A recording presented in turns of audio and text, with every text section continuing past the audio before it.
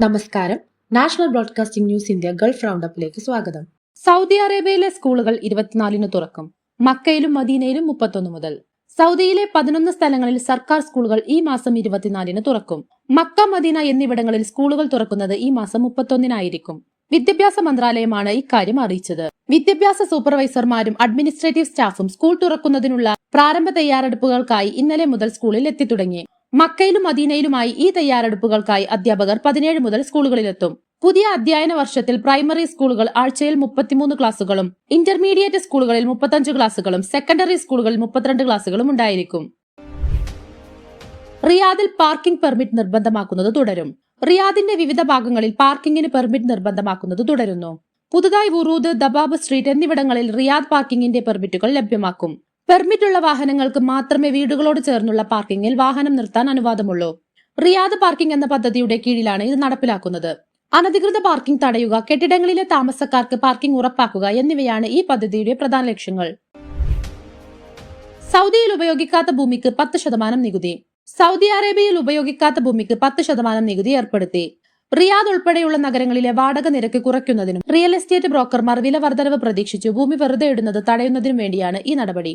വർദ്ധിച്ചു വരുന്ന വാടക നിരക്ക് നിയന്ത്രിക്കാനും സ്ഥലവില വർധനയ്ക്കായി ഭൂമി ഉപയോഗിക്കാതിരിക്കുന്ന പ്രവണത അവസാനിപ്പിക്കാനും ഈ പദ്ധതി ലക്ഷ്യമിടുന്നു. വാടക നിരക്ക് ഉയരുന്ന പ്രദേശങ്ങളിലെ ഭൂമിക്കും ഈ നികുതി ബാധകരമായിരിക്കും.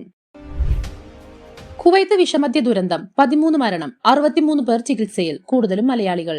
കുവൈത്തിൽ വ്യാജമദ്യം കഴിച്ചതിനെ തുടർന്നുണ്ടായ ദുരന്തത്തിൽ 13 പേർ മരിക്കുകയും 63 പേർ ചികിത്സയിലാവുകയും ചെയ്തതായി ഈ വാർത്താലേഖനം വിശദീകരിക്കുന്നു. മരിച്ചവരിൽ 10 പേർ ഇന്ത്യക്കാരും 2 പേർ നേപ്പാൾ സ്വദേശികളുമാണെന്ന് പ്രാഥമിക സൂചന. ചികിത്സയിലുള്ളവരിൽ ഭൂരിഭാഗവും മലയാളികളാണെന്നും ഏകദേശം 40ഓളം ഇന്ത്യക്കാർ ദുരന്തത്തിന് ഇരയായതായും കുവൈത്തിലെ ഇന്ത്യൻ എംബസി അറിയിച്ചു. പ്രാദേശികമായി നിർമ്മിച്ച മദ്യം കഴിച്ച പ്രവാസി തൊഴിലാളികളാണ് അപകടത്തിൽപ്പെട്ടത്. ഒമാനിൽ ശമ്പള വിതരണത്തിന് പുതിയ മാർഗനിർദ്ദേശങ്ങൾ. ഒമാനിൽ വേതന സംരക്ഷണ സംവിധാനം വഴി ശമ്പളം കൈമാറുന്നതിന് പുതിയ മാർഗനിർദ്ദേശങ്ങൾ തൊഴിൽ മന്ത്രാലയം പുറത്തിറക്കി. സെപ്റ്റംബർ മുതൽ ഇത് പ്രാബല്യത്തിൽ വരും. പുതിയ ഉത്തരവ് പ്രകാരം സ്ഥാപനങ്ങളിലെ 75% ജീവനക്കാരുടെയും ശമ്പള വേതന സംരക്ഷണ സംവിധാനം വഴി നൽകണം.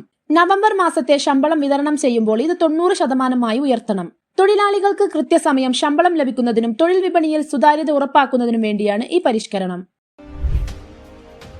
ഒമാനിൽ അയക്കൂറ മീൻ പിടിക്കുന്നതിന് നാളെ മുതൽ താൽക്കാലിക വിലക്ക്. പ്രജനന കാലമായതിനാൽ നാളെ മുതൽ ഒക്ടോബർ 15 വരെയാണ് വിലക്ക്. 65 സെന്റിമീറ്ററിൽ കുറഞ്ഞ അയക്കൂറ മീനുകളെ പിടിക്കാനാണ് പ്രധാനമായും വിലക്ക്. അത്തരം മീനുകൾ വലയിൽ കുടുങ്ങിയാൽ അവയെ തിരികെ കടലിലേക്ക് വിടണമെന്ന് നിർദ്ദേശമുണ്ട്. ഈ വ്യവസ്ഥകൾ ലംഘിക്കുന്നവർക്കെതിരെ കർശന നടപടിയുണ്ടാകുമെന്ന് കാർഷിക മത്സ്യബന്ധന ജലവിഭവ മന്ത്രാലയം അറിയിച്ചു. യാത്രക്കാരുടെ സുരക്ഷ കണക്കിലെടുത്ത് ഖത്തർ എയർവേസ് വിമാനങ്ങളിൽ ആങ്കർ ബ്രാൻഡിന്റെ ചില മോഡൽ പവർ ബാങ്കുകൾക്ക് നിരോധനം ഏർപ്പെടുത്തി. തകരാറിലുള്ള ലിഥിയം അയൺ ബാറ്ററികൾ തീപിടുത്തത്തിന് കാരണമാകാമെന്നതിനാലാണ് ഈ നടപടി.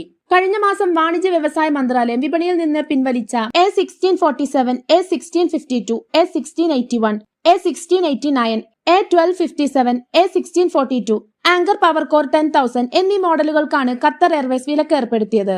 കൂടുതൽ വാർത്തകൾക്കായി നാഷണൽ ബ്രോഡ്കാസ്റ്റിംഗ് ന്യൂസ് ഇന്ത്യ.